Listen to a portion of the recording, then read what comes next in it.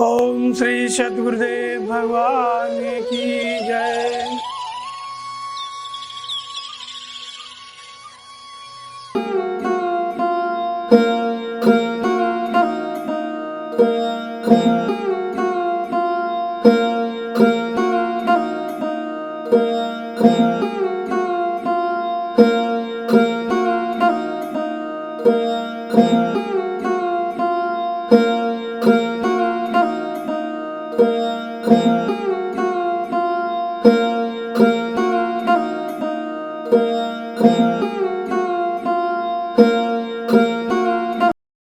ओम श्री सद्गुरुदेव भगवान की जय।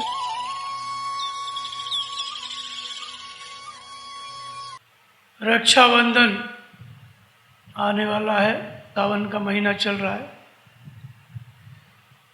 रक्षाबंधन पूरे देश में मनाया जाता है। कोई भी त्योहार हो भारतवर्ष में, उसका उद्देश्य होता है कि जीव किस तरह से भगवान से जुड़ जाए। उसकी कहानी के पीछे का रहस्य यही है कि किस तरह से जीव ईश्वर से जुड़ जाए। और संसार में जैसे नाम है इसका रक्षाबंधन, रक्षा का सूत्र, रक्षा के सूत्र में बंध जाना। लेकिन रक्षा कौन कर सकता है? संसार में तो जीव जन्म मृत्यु के चक्र में जा रहा है और बाहर जाकर भी कोई रक्षा नहीं कर सकता। समय आने पे काल का चक्र आता है, जीव समाप्त हो जाता है, नया शरीर धारण करता है। इसलिए परमात्मा के रक्षा सूत्र में बंधना रक्षाबंधन है। भगवान हमारी रक्षा करें, ऐसा रक्षाबंधन, ऐसा रक्षा सूत्र हमारे अंदर जागृत हो जाए कि सदा भगवान हमारी रक्षा करते रहें। शरीर की, मन की, भजन चिंतन जो कुछ करते हैं सब चीज़ की, ऐसे रक्षा सूत्र की जागृति रक्षाबंधन है। बाहर तो बहुत बड़े बड़े राजा महाराजा हुए, कोई काल चक्र से बचा ही नहीं। रावण बहुत प्रतापी हुआ, असुर राज अत्याचार किया, लेकिन जब समय आया तो रहा न कुल को रोबनिहारा, कोई रक्षा नहीं कर सका। विभीषण था रावण का भाई, उसको लगा कि मुझे भगवान की शरण में जाना चाहिए अपनी रक्षा के लिए, और रावण को त्याग करके भगवान की शरण में गया। भगवान से जाके बोला कि श्रवण सुजय सुनायो प्रभु भंजन भवीर, त्राहि त्राहि आरती हरण शरण सुखद रघुवीर। आपका सुयश कानों से सुन के मैं आया, आप दुखों का निवारण करेंगे, इसलिए मैं आपकी शरण में आया। जिस दिन से विभीषण चला भगवान राम की शरण में, उसी दिन से रावण असुरक्षित हो गया। राम सत्य संकल्प प्रभु सभा कालवश तोर, और मैं रघुवीर शरण अब जान देवजन खोर। अस कह चला विभीषण जबहि, और आयुहीन भय सब तबहि। विभीषण ने जैसे ही रावण का त्याग किया, सभी निशाचर आयुहीन हो गए, सब असुरक्षित हो गए और विभीषण सुरक्षित हो गया। लाखों साल से रावण राज्य कर रहा था, विभीषण साथ में था, कुछ भी नहीं बिगड़ा, उसका बाल भी बांका नहीं हुआ। लेकिन जैसे ही विभीषण गया भगवान की शरण में, उसी दिन से निशाचर मारे जाने लगे और रावण की, निशाचरों की आयु समाप्त हो गई, आयुहीन हो गए। रावण जबहि विभीषण त्यागा, और भयो विभविन तबहि अभागा। जिस दिन विभीषण ने त्याग किया उसी दिन रावण अभागा हो गया। वास्तव में रावण का भाग्य विभीषण ही था। फिर भगवान के पास जब आया विभीषण, तो भगवान ने हालचाल पूछा। खल मंडली बसो दिन राथी, और सखा धर्म निभिय के भांति। चारों तरफ खल मंडली में आपका निवास है, कैसे आप धर्म का पालन करते हो? कह लंकेश सहित परिवारा, कुशल कुठार वास तुम्हारा। परिवार सहित आपका वास कुठौर में है। सोने की लंका थी रावण की, कोई कमी नहीं, सबसे धनी देश दुनिया में, लेकिन गलत जगह पे तुम्हारा निवास है। भगवान कहते हैं कुठौर में बसे हुए हो, चारों तरफ खलमंडली बसी हुई है। मैं जानो तुम्हारी यह रीति, अति नय निपुण भाव अनीति। मैं तुम्हारी रीति जानता हूँ, आपको अनीति बिल्कुल अच्छी नहीं लगती। खल के साथ रहने में न उनसे प्रीति करने में अच्छा है, न विरोध करने में अच्छा है। भगवान ने ये सब कहा। विभीषण कहते हैं कि जब लग कुशलन जीवकों सपने मन विश्राम, और तब लग भजन राम को शोक धाम तज काम। जीव के लिए विश्राम नहीं है, शांति नहीं है, जब तक भगवान का भजन नहीं करता। तो जब भजन नहीं करता, शांति नहीं है, तो उसके हृदय में कौन रहता है? तब अलग बसत हृदय खल नाना, और लोभ मोह मत्सर मदमाना। लोभ मोह मत्सर इत्यादि खल, इनका निवास जीव के हृदय में रहता है। ममता तरुण तमी अंधियारी, राग द्वेष उलूक सुखकारी। ममता रहती है अंधकारमयी रात्रि, ममता की। राग और द्वेष रूपी उल्लुओं का निवास रहता है। ये कब तक निवास करते हैं जीव के हृदय में? तो कहते हैं प्रभु प्रताप रवि जबलो नाही। जब तक भगवान का प्रताप हृदय में जागृत नहीं हो जाता, तब तक ये अंधकार रहता है। यह सब सोच करके विभीषण ने क्या किया कि अपनी रक्षा सोने की नगरी में, लंका में उसने सुरक्षित नहीं माना अपने को। रावण त्रिलोक विजयी था, उसके पास रहने में भी रक्षा नहीं समझी। लगा उसको कि भगवान ही सत्य है, परम सत्य है, मैं उसकी शरण जाऊंगा। और भगवान की शरण चला गया। भगवान की शरण चला गया तो भगवान ने राज तिलक कर दिया। दीनों राज अखंड, अखंड राज्य दे दिया।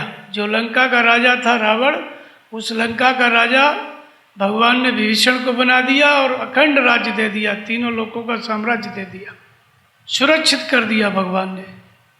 विभीषण सदा के लिए अमर हो गया। तो जब ये विभीषण गया शरण में भगवान की में, तो भगवान ने फिर उसकी रक्षा की। जब युद्ध होने लगा तो रावण ने शक्ति प्रहार किया विभीषण के ऊपर, तो विभीषण को भगवान ने पीछे ढकेल दिया। सन्मुख राम सयो सोई सेला, तो तुरंत विभीषण पाछे मेला।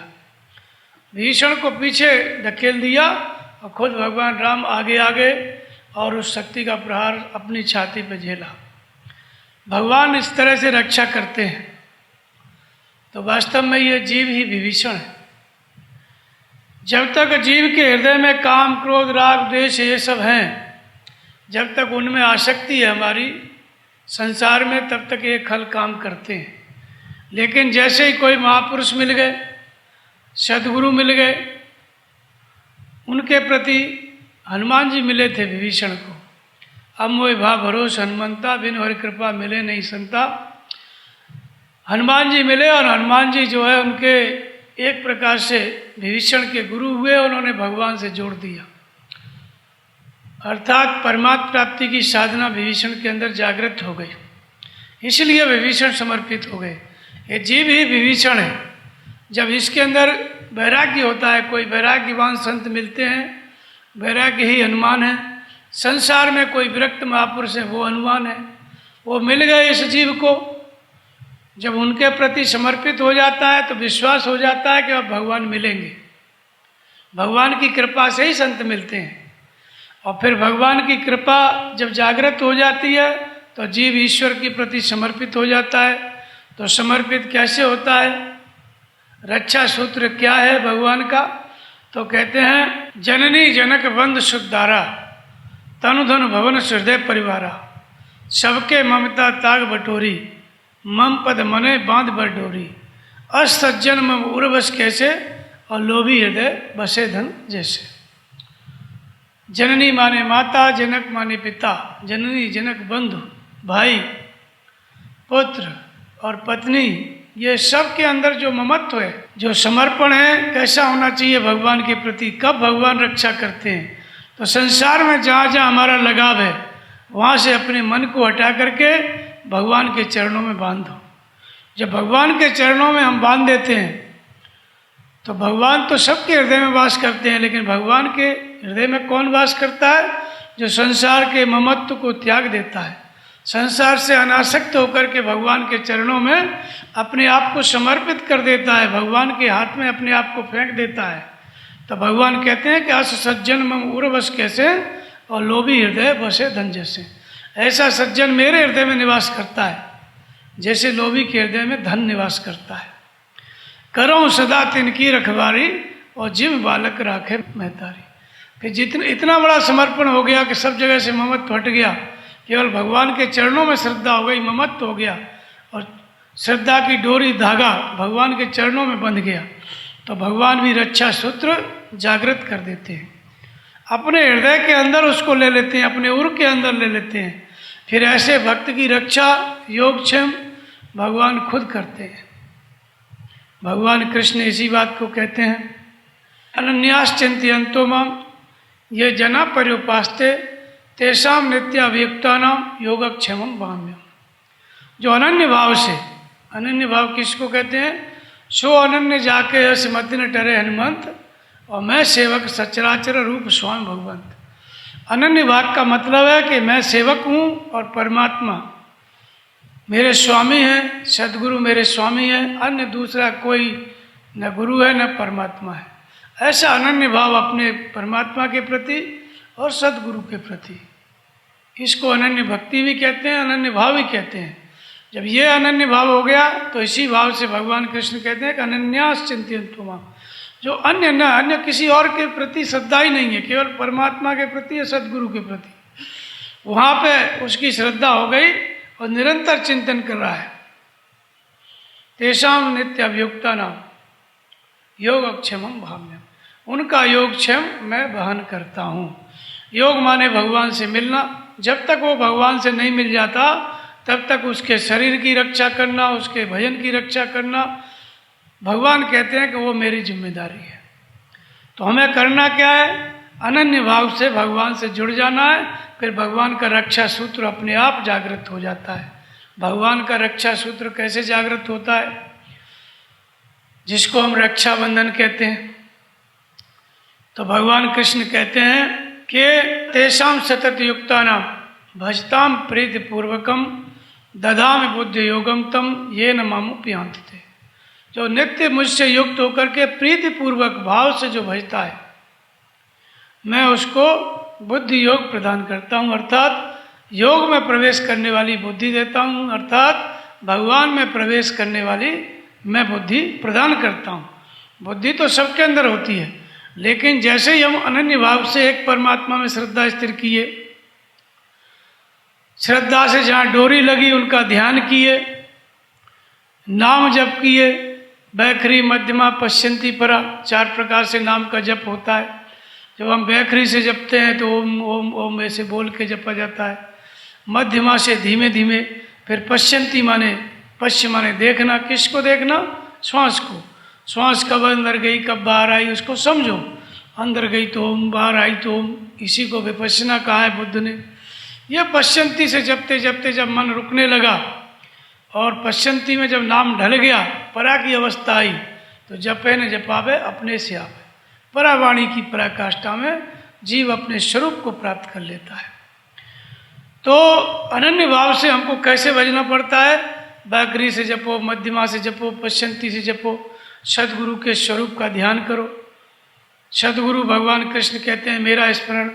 भगवान कहते हैं अध्याय 7 में कि अनेक जन्म नामंते ज्ञानवान व प्रपद्यते वास्तव शर्मिति सम आत्मा सुदुर्लभ। मेरा स्मरण का मतलब नहीं है कि कहीं मंदिर में चले जाओ, मूर्ति बना लो, फोटो उनका रख लो। वो तो लोगों ने बनाया, कलाकारों ने बनाया मूर्ति। वास्तव में भगवान कृष्ण का वास्तविक स्वरूप क्या है? तो वो कहते हैं जो वर्तमान समय में ज्ञानी है वो मेरा स्वरूप है। मुझे हटा दो, उसे बैठा दो, कोई फर्क नहीं पड़ता है। तो वर्तमान समय में जो तत्वदर्शी महापुरुष है, महात्मा है, वही भगवान कृष्ण का स्वरूप है। तो नाम का जप और सदगुरु के स्वरूप का ध्यान, यहाँ पर हमको अनन्य भाव से इसी में लगना है। तो बैखरी मध्यमा पश्यंती परा, ये नाम का जप हो गया। सदगुरु के चरणों का ध्यान, जहाँ चरणों का ध्यान किया, सदगुरु का ध्यान किया, तो भगवान कृष्ण कहते हैं कि मैं बुद्धि योग प्रदान करता हूँ। रामचरितमानस में इसी को कहा गया, श्री गुरुपद नख मणिगण ज्योति और सुमृत दिव्य दृष्टि होती। सूजय रामचरित मणिमाणिक गुप्त प्रकट जहाँ जो जय खाने, यथा सुअंजन अंज दृग साधक सिद्ध सुगाम और कौतुक देखत शैलवन भूतल भूल निधान। रक्षा भगवान कैसे करते हैं, रक्षा सूत्र कैसे? तो भगवान कहते हैं कि अनन्य भाव से जो भजन करने लग गया, नाम जपने लग गया, सतगुरु के स्वरूप का स्मरण करने लग गया, जैसे ही श्रद्धा स्थिर हो गई, श्रद्धा से डोरी लग गई, भगवान रक्षा करने के लिए आत्मा से अभिन्न होकर के जागृत हो जाते हैं। योग में परमात्मा में प्रवेश करने वाली बुद्धि के अंतराल में योग क्रिया का संचार कर देते हैं, अनुभवों की जागृति कर देते हैं। उसी को देवी दृष्टि कहते हैं, उसी को योग क्रिया का संचार कहते हैं। भगवान कहते हैं मैं बुद्धि योग प्रदान करता हूँ। और जब योग क्रिया का संचार हो गया, अनुभवों की जागृति हो गई। अनुभव किसको कहते हैं? यद्यपि ब्रह्म अखंड अनंता, अनुभव गम्य भजन जय सुनता। अन माने अतीत, भव माने संसार। ब्रह्म तो अखंड और अनंत है, वो कहाँ रहता है अखंड और अनंत ब्रह्म? अष्प्रभ हृदय अक्षत विकारी, सकल जीव जगत दीन दुखारी। व्यापक एक ब्रह्म अविनाशी, सत चेतन घन आनंद राशि। वो कहाँ रहता है? हमारे ही अंतःकरण में, हमारे ही हृदय में रहता है। गीता क्या कहती है? ईश्वर सर्वभूतानां हृदय देशे अर्जुन तिष्ठति। हमारे ही हृदय में गीता के अनुसार, रामायण के अनुसार वो ब्रह्म, वो परमात्मा रहता है। लेकिन प्रकट कैसे होता है? नाम निरूपण, नाम जपन से, नाम के जप से प्रकट होगा। गीता में ओम, रामायण में राम, दोनों का अर्थ है कि ओम क्या है? ओम इत्येकाक्षरम ब्रह्म, उस अक्षय ब्रह्म का संबोधन है। राम क्या है? राम ब्रह्म व्यापक, व्यापक जग जाना, उसी ब्रह्म का संबोधन राम भी है। दोनों का अर्थ एक ही है और दोनों परमात्मा के ही संबोधन है। तो जब नाम जप और ध्यान में जब डोरी लग जाती है तो भगवान योग क्रिया का संचार कर देते हैं। योग क्रिया का संचार क्या है? अनुभवों की जागृति। रामचरितमानस में क्या है? अनुभवों की जागृति। यद्यपि ब्रह्म अखंड अनंता, अनुभव गम्य भजन जय सुनता। अन माने अतीत, भव माने संसार। संसार क्या है और संसार से मुक्ति क्या है? जैसे ही हमारी श्रद्धा एक परमात्मा में जुड़ी, सदगुरु के ध्यान में, नाम जप में, भव क्या है, इससे मुक्ति क्या है, भगवान जागृत होकर बताने लगते हैं, उसकी रक्षा करने लगते हैं। कहाँ बैठ के भजन करना है, कैसे वातावरण में, सब बताने लगते हैं। उसके शरीर की सुरक्षा, भजन की सुरक्षा, सब कुछ भगवान प्रेरणा करने लगते हैं, अनुभव प्रदान करने लगते हैं। उसी अनुभव को गीता में भगवान कहते हैं कि योग क्रिया का संचार कर देता हूँ, योग में प्रवेश करने वाली बुद्धि मैं प्रदान करता हूँ, मैं देता हूँ। और तेषामेव अनुकंपार्थम अहम अज्ञानजमतमा नाश्यामि आत्मभावस्तो ज्ञान दीपेन भास्वता। मैं अनुकंपा करके, अनुग्रह करके उसकी आत्मा से अभिन्न होकर स्वयं जागृत हो जाता हूँ। भगवान स्वयं प्रकट हो जाते हैं और अज्ञान का नाश करने लगते हैं। अज्ञान ने ज्ञान को ढक रखा है, भगवान उस अज्ञान का नाश करने लगते हैं और ज्ञान को प्रज्वलित करने लगते हैं। कैसे नाश करने लगते हैं? तो कहते हैं उपद्रष्टा हनुमंता भर्ता भोक्ता च महेश्वर परमात्मेति चाप्युक्तो देह अस्मिन् पुरुष पर। हृदय में स्थित होकर के वो परमात्मा कहता है कि सर्वस्व चाम हृदय सन्निविष्टो, मैं सबके हृदय में हूँ, लेकिन मत स्मृतिर ज्ञानम अपूर्णम च। और उस हृदय में रह करके मैं क्या करता हूँ? जब किसी की श्रद्धा से डोरी लग जाती है, मैं कैसे जीव की रक्षा करता हूँ? तो कहते हैं कि जागृत होकर के अपने स्वरूप की स्मृति दिलाता हूँ। वास्तव में हमने परमात्मा को नहीं खोया, परमात्मा तो हमारे हृदय में ही है, लेकिन हम भगवान को भूल गए। परमात्मा की स्मृति नहीं है, वो याद नहीं है, उसकी जगह पर संसार हमको याद है। तो भगवान हृदय से जागृत होकर के, आत्मा से अभिन्न होकर के, रथी होकर के या अनुभव जागृत करके क्या करते हैं? हमारे विस्मृत स्वरूप की स्मृति दिलाते हैं, जिससे जीव की रक्षा हो। जब स्मृति दिलाते हैं तो दृष्टा से अनुमतता हो जाते हैं, अनुमति प्रदान करते हैं, यानी अनुमति देने लगते हैं। जो परमात्मा कुछ नहीं बोलता था, जैसे ही हमारी श्रद्धा स्थिर हो गई, नाम जपने लगे, सदगुरु का ध्यान करने लगे, वही परमात्मा बात करने लगता है, मार्गदर्शन करने लगता है। उसके मार्गदर्शन में हम चलने लगे तो धीरे धीरे वही परमात्मा, भगवान कहते हैं कि योगक्षेमम भाम्यम, योगक्षेम करने लगता है। अर्थात जिसमें हमारा हित है, भगवान वो करने लगते हैं। जो साधक चाहेगा वो नहीं होगा, फिर भगवान चाहेगा वो होगा। राम की न चाह सोई हुई। और आगे बढ़ा साधक तो भोक्ता महेश्वर, यज्ञ दान तप नाम जप ध्यान जो कुछ कर रहा था उससे पार लगा, भगवान स्वीकार कर लेते हैं, बदले में अपनी भगवत्ता दे देते हैं, स्वरूप दे देते हैं, महान ईश्वर भाव को प्रदान कर देते हैं, महेश्वर की स्थिति प्रदान कर देते हैं। अभी तक जीव था, अब स्वामी हो गया प्रकृति का। इससे भी आगे की अवस्था में जब भगवत्ता से भी वैराग्य हो जाता है तो वही जीवात्मा इस शरीर में रहते रहते परमात्मा परमात्मेति चाप्युक्तो देहस्मिन् पुरुषः। इस प्रकार से गीतोक्त साधना पद्धति जीव का रक्षा बंधन है, जीव की सुरक्षा है, और इसको जीव से ईश्वर बना देती है। और कितनी बड़ी सुरक्षा चाहिए। जब जीव परमात्मा हो गया तो परमात्मा अविनाशी है, जीव भी अविनाशी है, वो अपने सहज स्वरूप को प्राप्त कर लेता है। तो ये गीता और रामायण के अनुसार ये रक्षा बंधन है, भगवान की रक्षा सूत्र की जागृति। अब ये रक्षा सूत्र की जागृति महापुरुषों में कैसे होती है, कैसे काम करता है, तो आप देखेंगे परमहंस महाराज जी का जीवन। परमहंस महाराज जी अंसुईया में आए, भगवान ने कहा, वो जा रहे थे कश्मीर में, भगवान ने कहा चित्रकूट जाओ। चित्रकूट में आकर के बैठे तो कहाँ बैठना है भगवान ने बताया, एक एक इंच जगह बता करके कहा कि यहाँ बैठ जाओ। वहाँ पे बैठ गए तो 14 उपवास हो गए। 14वें उपवास के दिन क्या हुआ, बहुत प्रकार की घटना देखते हैं भगवान कैसे रक्षा करते हैं। ये जो रक्षा सूत्र था परमहंस महाराज जी के अंदर, ये उनके जो गुरु थे सत्संगी महाराज, जब वो अपनी जन्मभूमि में थे तो वहाँ पे आकाशवाणी हुई कि इस मंदिर में गुरु महाराज हैं। और गुरु महाराज गए तो वहाँ पे मिले, साधना क्रम सीखा। 3 महीने के अंदर उनकी साधना जागृत हो गई। वो कहते थे कि जैसे कोई गड़ा हुआ अपना धन पा जाए, वैसे हमारे अंदर साधना की जागृति हो गई। भगवान उठाने बैठाने लगे, चलाने लगे, साधना कराने लगे। 4-5 साल वहाँ पे बीता गांव में। फिर एक दिन अनायास भगवान ने कहा कि जाओ प्रयागराज। प्रयागराज में आए, प्रयागराज में आकर के कहा कि दिगंबर हो जाओ, वस्त्रों का त्याग भगवान कराए, फिर विचरण कराए। अंत में उन्होंने भगवान ने आदेश दिया। बीच में कई प्रकार की घटनाएं घटी, भगवान प्रेरणा देते रहे, जगह जगह संभालते रहे, अनेक विभूतियाँ मिली। और अंत में जब स्वरूप की प्राप्ति हुई तो अंसुईया में भगवान ने बैठा दिया। तो अंसुईया में जब बैठ गए तो 14 दिन उपवास किए। एक दिन क्या हुआ, डाकू, कुछ 7-8 डाकू लोग चले जा रहे थे। उन्होंने कहा कि बाबा बैठा है। वो नीचे नदी में पानी वानी पी रहे थे। परमहंस महाराज अंसुईया की गद्दी पे वहाँ पे बैठे हुए थे, बाबा बैठा हुआ है। तो दूसरे डाकू ने कहा बैठा है तो क्या करें। तो जो उनका सरदार था उसने कहा कि ये बैठा है बाबा, हमारा अड्डा है। वो गुफाओं में इधर उधर रहते थे, अपना चोरी करने जाया करें, वहीं छुप जाया करें, हमारे यहाँ छिपने के अड्डे हैं। ये रहेगा बाबा तो पता चल जाएगा, हमारा सब राज उजागर हो जाएगा। तो क्या करना है, बोले पकड़ के, हाथ पकड़ के खींच के ला के नदी में फेंक दो बाबा को। इस तरह से वो सरदार बातचीत कर रहा था। ऐसा बड़बड़ाते हुए फिर वो उस दिन चले गए। उस दिन के बाद फिर 1 महीने के बाद वापस वो डाकू लोग आए।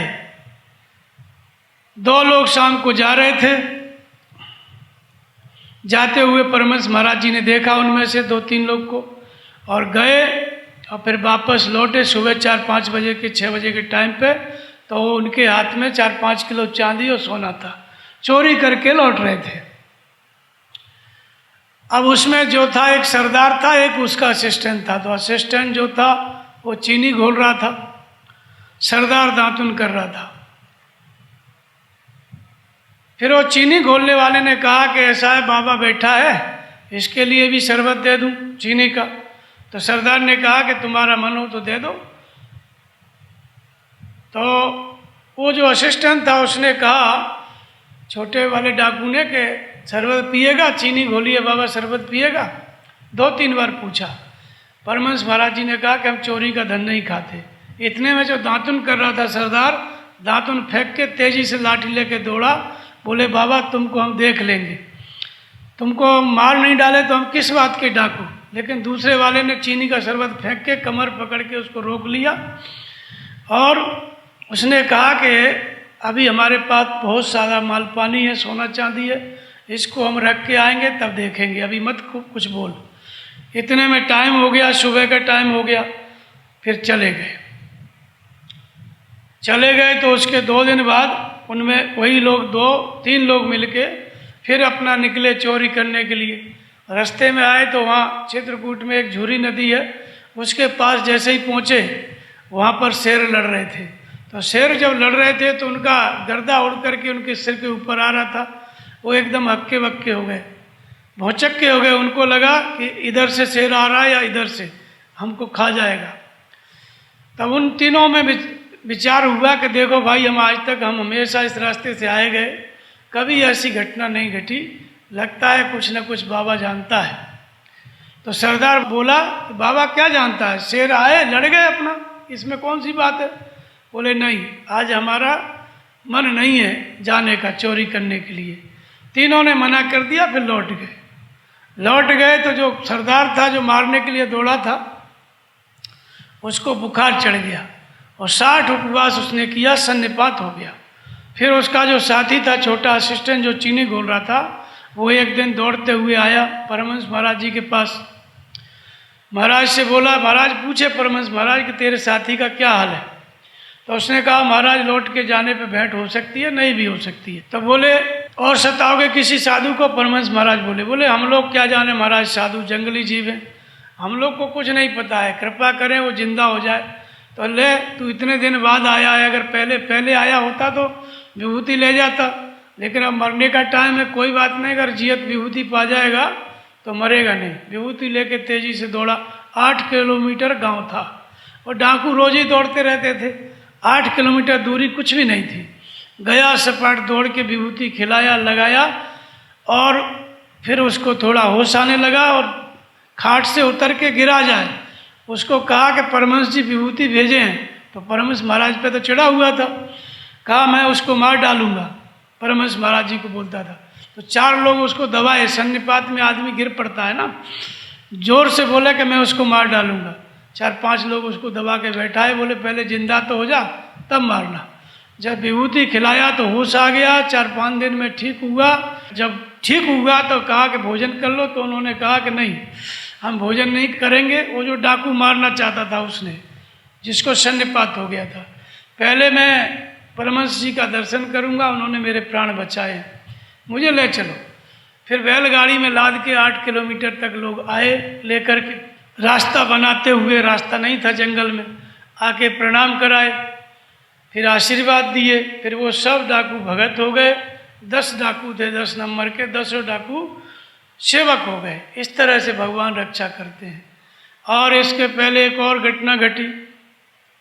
कॉल व्हील थे, कॉल व्हीलों का काम था मधु निकालना। मधुमक्खी के छत्ते, वो जो अनसुईया का पहाड़ है उसमें लगे हुए थे हजारों छत्ते। परमहंस महाराज जी को भगवान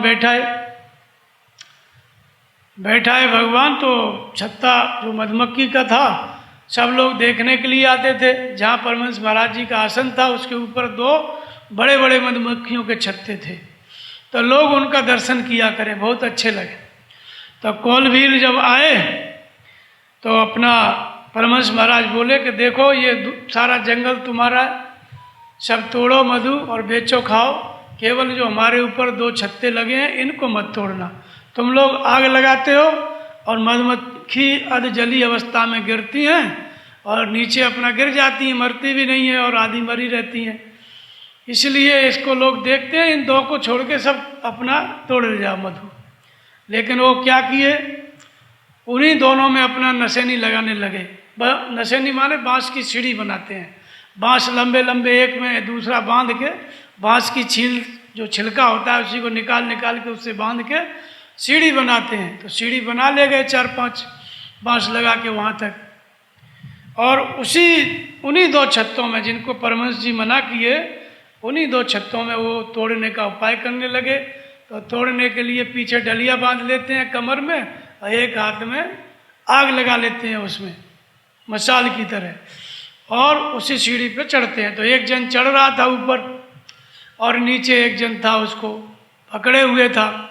जब चढ़ गया ऊपर, पहुंचा मधुमक्खी में आग लगाने के लिए, तो पता नहीं कैसे क्या हुआ, वो आग लग गई उसी सीढ़ी में। जिस सीढ़ी पे वो चढ़ रहा था उसी बांस की सीढ़ी में आग लग गई। अब वो जलने लगी, तो बांस की सीढ़ी जलने लगी, तो वो ऊपर से फिर चिल्लाया कि मुझे बचाए, सीढ़ी में आग लगी है।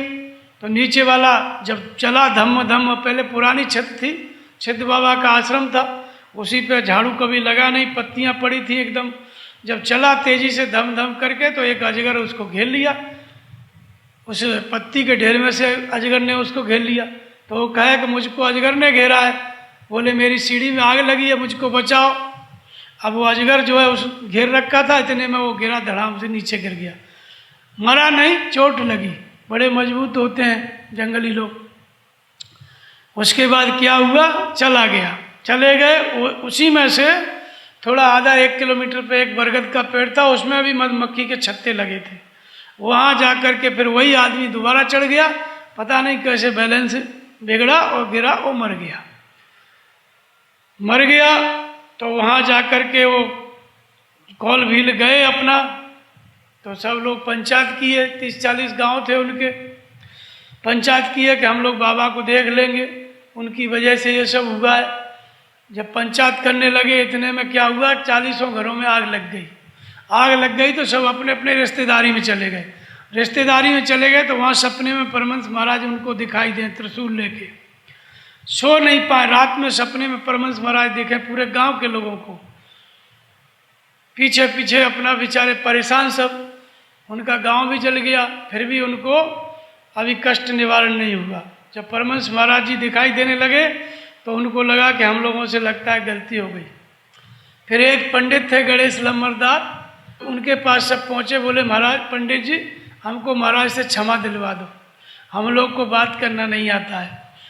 गणेश पंडित गए उनको साथ लेकर के, और गए और पहले से ही बोलने लगे, महाराज जी नहीं कटपट नहीं पेट अगाई, पाप करत निस्वासर जाई, रामायण की चौपाई। भगवान राम लक्ष्मण सीता जब वनवास में थे तो ले न वासन वसन चुराई, नाथ हमारी यह बड़ी सिवकाई। वो उन लोग को कुछ चोरी करते थे, वस्त्र आभूषण सीता जी के थे, तो वहाँ पे वो उन्होंने लिखा है चौपाई कि हमारी इतनी बड़ी सेवा है कि आपके पास माल पानी है लेकिन हम चुरा नहीं रहे हैं, यही हमारी सेवा है। तो यही सब बात बोल के उसने जो है परमहंस महाराज जी से बताया, तो परमहंस महाराज जी ने क्षमा किया। महाराज जी बोले कि और सताओगे महात्माओं को? तो भी जो कौल भील थे वो एक दूसरे को ताके बोले महात्मा क्या होता है, यानी वो महात्मा क्या होता है इस बात को जानते ही नहीं थे। तो जो पंडित जी गए थे उन्होंने कहा कि महात्मा माने महापुरुष साधु महात्मा, तो क्षमा मांगे और फिर बोले सेवा करोगे? तो बोले कि हम कौन सी सेवा करेंगे महाराज, हमारा तो पेट ही नहीं भरता है, तो लकड़ी डालोगे? बोले हाँ ये कर सकते हैं। उस दिन से परमहंस महाराज जी के यहाँ आश्रम में एक बोझ, बहुत बड़ा बोझा लकड़ी का, जो भी आदिवासियों में से कोई आए दिन में एक बोझा डाल दे, 1 ट्रक लकड़ी पड़ी रहे। इस तरह से सेवा होने लगी लकड़ी की। तो भगवान ने रक्षा किया, प्रेरणा किया, सब भगत हो गए। ठीक इसी तरह से एक घटना और है, जब परमहंस महाराज जी अनसुईया में रहने लगे तो पहले तो कोई नहीं आता था, बाद में बैरागी संप्रदाय के महात्मा, वैष्णव महात्मा आने लगे। बोले ये जगह हमारी है परमहंस जी, ये सिद्ध बाबा हमारे थे पहले के, आप यहाँ कहाँ से आ गए, आप सन्यासी हैं कि अघोरी हैं, कुछ पता ही नहीं चलता है। तब परमहंस महाराज कुछ नहीं बोले। फिर दूसरे दिन वो लोग 20-25 लोग आए खंती वगैरह लेकर के कि इनको मार के भगाएंगे। परमहंस महाराज जी से फिर बोलने लगे कि ये जगह हमारी है, वैष्णवों की है, तुम यहाँ से जाओ। तब परमहंस महाराज जी बिगड़े और बोले कि बेटा ये त्रिशूल की नोक पाताल में चली गई, शेष नाग के फन पे जाके टिक गई। अब किसी में ताकत नहीं है कि वो हमको हटा सके। बस ऐसे परमहंस महाराज बोल दिए तो वो लोग लौट गए। बोले बाबा तो सीधा साधा लगता था, अब तो इतने गुस्से में, चलो चलो सब लोग चले गए। फिर हनुमानगढ़ी से एक नागा पकड़ के ले आए, 6-7 महात्माओं के साथ एक नागा था। 1-8 किलोमीटर पे वो आके सब महात्मा टिक गए, वहीं बनाया खाया करें हलवा पूड़ी, उनकी सेवा वो 25 महात्मा थे वैष्णव वो करते रहते थे। और वो नागा को कहा कि परमहंस महाराज जी को जाके धमकाओ। नागा चला वहाँ से छुरा लेकर के, परमहंस जी महाराज ये जगह हमारी है, 2-2 हाथ करेंगे किसी दिन। वो छुरा निकाले और धमकी दे। धमकी दे के अपना चला गया। परमहंस महाराज कुछ नहीं बोले। फिर मन में सोचे भगवान इतनी जगह पड़ी है, हमें ये खंडहर में, ये दीवालों में खंडहर पड़ा हुआ है, कुछ भी नहीं है, इसमें क्या है, फिर भी ऐसी जगह में जहाँ राग द्वेष है क्यों लाके पटक दिया। तो भगवान ने कहा कि तुम पड़े रहो ना, हमने रखा है तो रहो। भगवान इस तरह रक्षा करते हैं। फिर वो नागा गया वहाँ पे, पूड़ी हलवा सब्जी वो बनाए थे सब लोग, साधु लोग, जैसे ही खाने लगा उसको लकवा मार गया। दो कोर लिया, तीसरे में तीसरा कोर हाथ का हाथ में ही रह गया, लकवा मार गया। तो फिर भी अपना सब साधु एकदम सन्न, अब उसको लाद के कपड़े में बांध के डोली बना के कंधे पर रख के लेके आए, और फिर वो लकवा वाला हाथ से प्रणाम करे, परमहंस जी दंडवत। कौन है? बोले वही नागा है जो आपको छुरा दिखाते थे, हमें क्षमा करो महाराज, हमारे आगे पीछे कोई नहीं है। परमहंस महाराज बोले कि और सताओगे साधुओं को? बस क्षमा मांगा, वो ठीक भी हो गया, चला गया। तो इस तरह से भगवान का रक्षा सूत्र काम करता है। भगवान रक्षा करते हैं, करो सदा तिनकी रखवारी, और जिम बालक राखे महतारी। आगे हम देखेंगे और कई दृष्टांत हैं। द्रौपदी ने भगवान कृष्ण को राखी बांधी। ये कहानी इस प्रकार से है कि शिशुपाल था, भगवान कृष्ण की सगी बुआ का लड़का था। शिशुपाल का जन्म हुआ तो बहुत बड़ा प्रोग्राम की उनकी माँ। जन्म हुआ तो उन्होंने देखा कि इसको 4 हाथ हैं, एक आँख है ऊपर लगी हुई है कपार में। अब वो थोड़ा, उसकी माताजी परेशान थी कि इसका भविष्य क्या है, कोई बताए। तो बड़ा प्रोग्राम की, सबको बुलाई, भगवान कृष्ण भी गए, बलदाऊ भी गए। तो जब वो चिंतित थी उनकी माताजी शिशुपाल की, तो भगवान ने आकाशवाणी दिया कि जिसकी गोदी में जाकर के इसके एक्स्ट्रा जो 2 हाथ हैं फालतू, ये झड़ जाएंगे, आँख झड़ जाएगी, समझो वही इसका वध करेगा, यानी उसी के हाथों इसकी मृत्यु होगी। तो उनकी माँ ने पूछा भगवान से, तब आकाशवाणी हुई। उनकी माँ ने पूछा कि भगवान इसकी मृत्यु कैसे होगी। तो भला कोई माँ अपने बेटे की मृत्यु क्यों मांगेगी, लेकिन पूछ तो लिया। तो आकाशवाणी हुई। जब आकाशवाणी हुई तो सब प्रोग्राम किया जिसमें भगवान कृष्ण भी गए, सबकी गोदी में देती जाए माताजी उनकी और देखती जाए। फिर जब भगवान कृष्ण ने गोदी में लिया तो अपने आप दोनों हाथ झड़ गए, आँख झड़ गई। तब बुआ जी उनकी बोली कि तू तो इसका भाई है। बोले हाँ मैं भाई तो हूँ बुआ। तो बोले तू इसका वध करेगा? बोले मैं वध तो नहीं करूँगा। तो तू वचन दे कि ऐसे 100 अपराध क्षमा करेगा जो एक एक अपराध मृत्यु दंड के लायक है। भगवान कृष्ण ने अपनी बुआ को वचन दिया कि बुआ ऐसे 100 अपराध में क्षमा करूँगा जो मृत्यु दंड के लायक है। समय आया, अपना शिशुपाल राजसूय यज्ञ में गए। युधिष्ठिर ने राजसूय यज्ञ किया, भगवान कृष्ण उसमें मुख्य अतिथि हुए। ये हुआ किसकी पूजा की जाए, तो उसमें ये हुआ पितामह भीष्म और व्यास ने कहा, महर्षि व्यास ने, कि भाई पूजनीय तो भगवान कृष्ण ही हैं, यदकुल शिरोमणि, और इन्हीं की पूजा वर्तमान में यही महापुरुष सर्वोपरि है, पूजा तो इन्हीं की होना चाहिए। बस जैसे ही पूजा करने लगे वैसे ही शिशुपाल आ गए, और शिशुपाल आके गाली देने लगा कि इस चरवाहे की पूजा क्यों कर रहे हो, ये न तो आचार है, न कोई इसके अंदर गुण है, न बहुत बड़ा योद्धा है, ये तो भगोड़ा है, इसकी पूजा क्यों कर रहे हो। पूजा होनी चाहिए पितामह भीष्म की, धृतराष्ट्र की, द्रोणाचार्य की, जरासंध की, या मेरी पूजा करो। तो फिर ये सब गाली देने लग गया। गाली देने लगा तो बलदाऊ ने कहा कि कृष्ण ये गाली दे रहा है, तुम कुछ बोल भी नहीं रहे हो। तो भगवान कृष्ण ने कहा कि दाऊ बोल नहीं रहा हूँ, देख नहीं रहा हूँ, केवल गिन रहा हूँ। हमने बुआ को वचन दिया है कि जब तक 100 अपराध 100 गाली पूरी नहीं हो जाती तब तक हम कुछ नहीं बोलेंगे। बस 3-4 गाली बचा तो भगवान कृष्ण ने शिशुपाल से बोला, शिशुपाल रुक जाओ, अब आगे मत बढ़ो, तुम्हारे 3 गलती और है, ये करोगे तो तुम्हारा वध निश्चित है। शिशुपाल ने कहा कि 3 नहीं, हम 300 गलती करेंगे। और फिर भगवान कृष्ण को उल्टा सीधा बोलने लगा। जब बोलने लगा, जैसे ही 100 पूरी हुई गाली, चक्र सुदर्शन से गला कट गया और उधर नीचे गिर गया। सब सशंकित हो गए, सब लोग चौकन्ने हो गए कि ये क्या हुआ। इतने में वो चक्र सुदर्शन वापस गया तो उस उंगली, भगवान कृष्ण की उंगली में खरोंच मार चक्र सुदर्शन से लग गए। अब सब पांडव लोग दौड़े बढ़िया कपड़ा ला के पट्टी बांधने के लिए। वस्त्र सबके पास था। इधर द्रौपदी ने देखा कि भगवान को लगी है, कन्हैया को चोट लगी है, तुरंत अपनी जो साड़ी थी, यज्ञ वाली साड़ी, यज्ञ में अभिषिक्त साड़ी, तुरंत फाड़ा और उंगली से बांध दिया। भगवान ने कहा कि बहना, जिस दिन समय आएगा एक एक धागे का एक एक साड़ी बना करके मैं ऋण चुकाऊंगा। सब लोग आश्चर्य में थे कि ये चक्रवर्ती सम्राट की रानी, महारानी है, पटरानी, इसको साड़ियों की क्या जरूरत पड़ेगी। हंसने लगे सब लोग। लेकिन वो समय आया जो जरूरत पड़ी। जब ये सब बात आई गई हो गई, फिर हुआ जुआ का आयोजन। जुआ में द्रौपदी को युधिष्ठिर हार गए तो दुर्योधन ने कहा कि इसको वस्त्र हरण करो, और दुशासन में 10,000 हाथियों का बल था, वस्त्र हरण करने लगा। फिर वो दौड़ के गई पितामह भीष्म से कहने लगी कि आप मर्यादा की रक्षा, सिंहासन की गद्दी की, इस हस्तिनापुर की रक्षा का आपने वचन लिया है। ये सोने चांदी कांट का सिंहासन, इसकी रक्षा क्या मिलेगा। आपकी मर्यादा है, पुत्र वधू है, इसका वस्त्र हरण हो रहा है, आप बोल नहीं रहे हैं। वो भी चुप हो गए। धृतराष्ट्र को कहा कि तुम राजा किस बात की, जब तुम्हारे आंगन में इस तरह का कृत्य हो। कोई नहीं बोला। युधिष्ठिर से कहा और अर्जुन को कहा। अर्जुन जब उठा, सोचा कि कुछ जवाब दूं, तो युधिष्ठिर ने रोक दिया, क्योंकि हार गए थे जुआ में ना।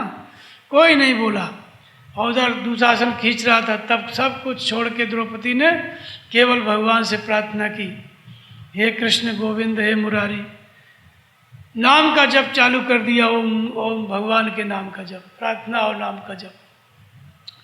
जहाँ लो लग गई तहाँ भगवान तो वहीं थे, कहीं से आना थोड़ी था। साड़ी बढ़ाने लगे, फिर हजारों साड़ियों की, लाखों साड़ियों की, वो एक साड़ी नहीं लाखों साड़ियों के बराबर हो गई। और दुशासन एकदम थक के गिर पड़े। 10,000 हाथियों का बल था, थक के गिर पड़ा। और भगवान ने उनकी लाज बचाई द्रौपदी की। और जब विक्षिप्त अवस्था में थी द्रौपदी, जब आँख खुली तो देखा तो भगवान खड़े थे। द्रौपदी ने कहा, भगवान बड़ी देर कर ली। तो भगवान ने कहा, देर मैंने नहीं की, देर तुमने की।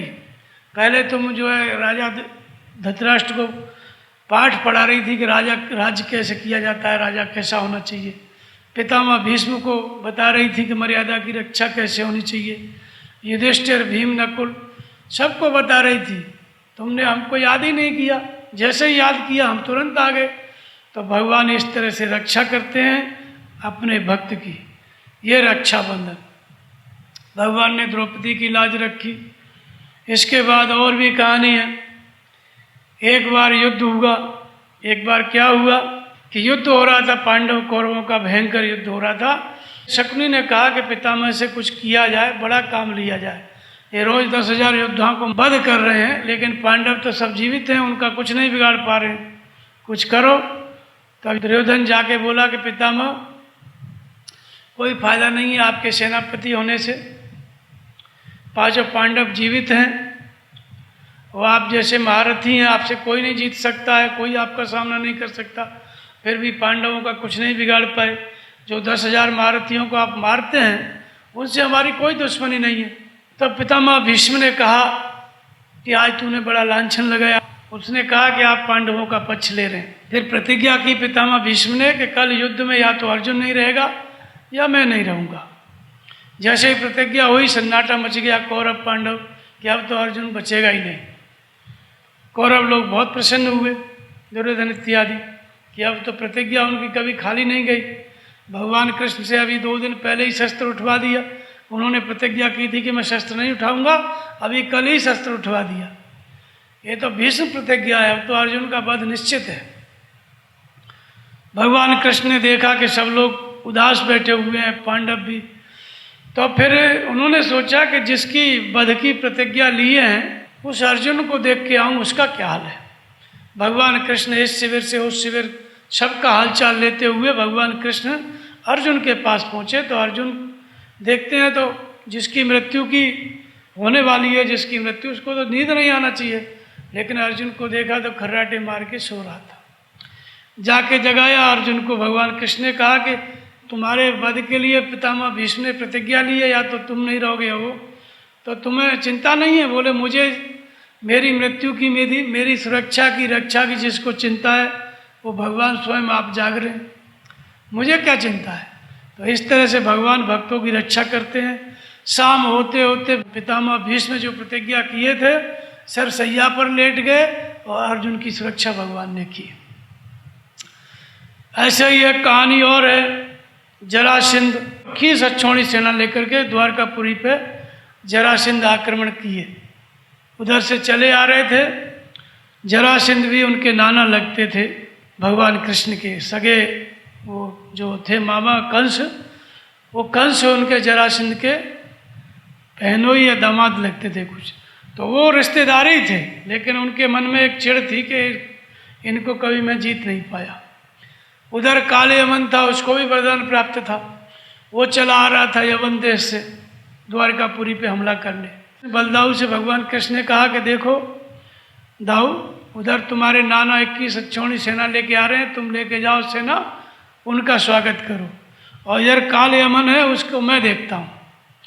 तो दाऊ ने कहा कि काले यमन को बहुत बड़ा वरदान प्राप्त है, तुम अकेले? बोले मैं युद्ध थोड़ी करूँगा, मैंने बोला है कि मैं देखता हूँ, तुम जाओ युद्ध करो। चले गए उधर दाऊ, उधर जो है भगवान कृष्ण काले यमन की सेना खड़ी थी। काले यमन को देखा आके तो भगवान खड़े हो गए, कमर पे हाथ रख के, और बोले कि इतनी सी बात है कि तुम में और हम में कौन श्रेष्ठ योद्धा है, कृष्ण श्रेष्ठ है या फिर काले यमन? तो तेरा मेरा दोनों का युद्ध हो जाए बस, बाकी लोगों से क्या मतलब, सेना को क्यों मरवाना चाहते हो? तो काले यमन ने कहा कि ठीक है। अब भगवान कृष्ण थोड़ा देर तो उससे युद्ध किए, फिर भागने लगे तो वो पीछा करने लगा। भागते भागते जो मुचकुंद एक थे, मुचकुंद राजा थे अयोध्यापुरी के, वो देवता लोग जब असुरों से हार गए थे तो देवता लोगों ने मुचकुंद से कहा कि ऐसा है मुचकुंद राजा, आप हमारी रक्षा करो, आप शक्तिशाली हैं। तो देवताओं की रक्षा के लिए मुचकुंद ने युद्ध किया, सभी असुरों को हरा दिया, देवताओं को फिर इंद्रपद दे दिया। और इसके बाद देवताओं ने कहा कि भाई वरदान मांगो। तो मुचकुंद ने कहा कि हमने रक्षा की तुम्हारी, हम युद्ध करके तुम्हारा सिंहासन हमने दे दिया और हम ही तुमसे मांगे, बताओ अभी तो गिड़गिड़ा रहे थे रक्षा के लिए, अब वरदान दे रहे तो उन्होंने कहा देवताओं ने कि नहीं मांगो। तो मुचकुंद ने कहा कि देखो मैं युद्ध करते करते साल भर से ज़्यादा समय हो गया, मैं थक गया हूँ, अब मैं सोना चाहता हूँ, मुझे ऐसा पावर मेरी आंखों में हो कि कोई मुझे नींद से जगाए, जैसे ही मेरी आंख खुले और मेरा आंख जिस पे पड़े जगाने वाले पे, तुरंत वो भस्म हो जाए। इंद्र ने वरदान दिया, फिर मुचकुंद जाके गुफा में सो गए। सो रहे थे सतयुग से द्वापर युग आ गया। अब भगवान कृष्ण जानते थे कि इसको कैसे मारना है, तो भगवान युद्ध नहीं कर रहे थे, वो आगे आगे भागते गए और पीछे पीछे काले यमन पीछा करता चला गया। फिर अंत में जाके गुफा में घुसे, वो भी गुफा में घुस गया।